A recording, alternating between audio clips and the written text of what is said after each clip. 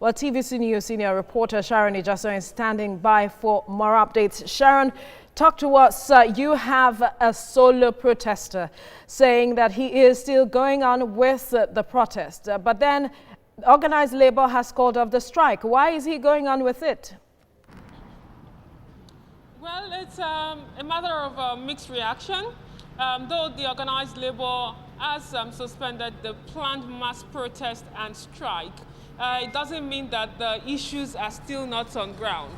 Even though an 8-man committee has been set up by the federal government to look into the technicalities of why Nigerians have to pay more for for electricity, the question is Nigerians will still need to pay for the price that has been increased already. According to this sole protester, is of the view that it's barbaric for Nigerians to still be having estimated billings. And also it's of utmost importance for this sole protester that more prepaid meters should be distributed and a total reversal in the price that the discos have actually proposed to Nigerians.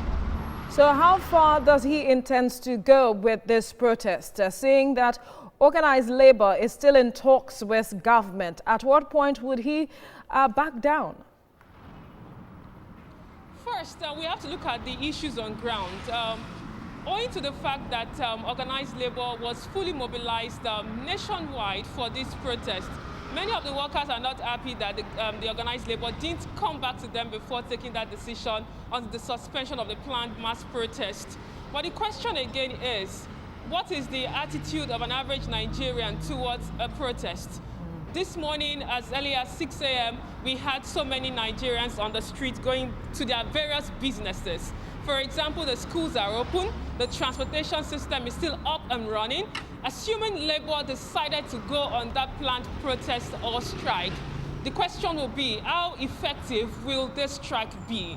So the question again is still put to the people themselves if they are ready for any form of change in terms of the hike that Nigerians are experiencing at the moment. You have been speaking with people, you have been feeling the pulse of the people. What are they asking now that the government has a 2-week window? What are they saying, especially with regards to the suspension of the hike in electricity tariff for 2 weeks? What are they saying with regards to that? And what are they proposing to perhaps Organize Labor to put forward before the federal government?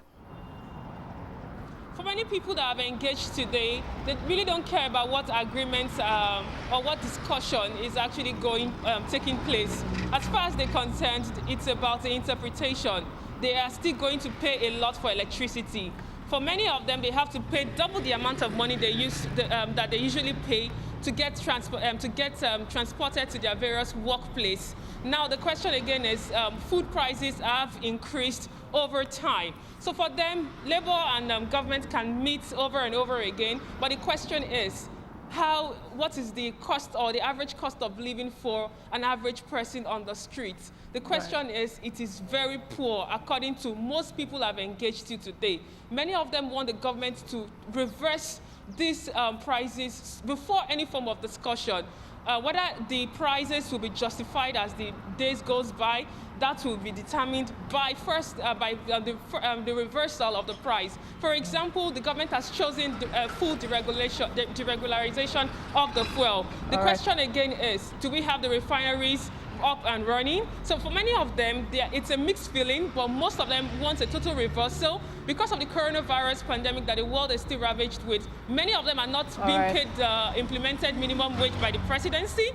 And so also we have so many of them that actually have lost their jobs. And so many issues, Sharon, that has to be dealt with regards to this issue.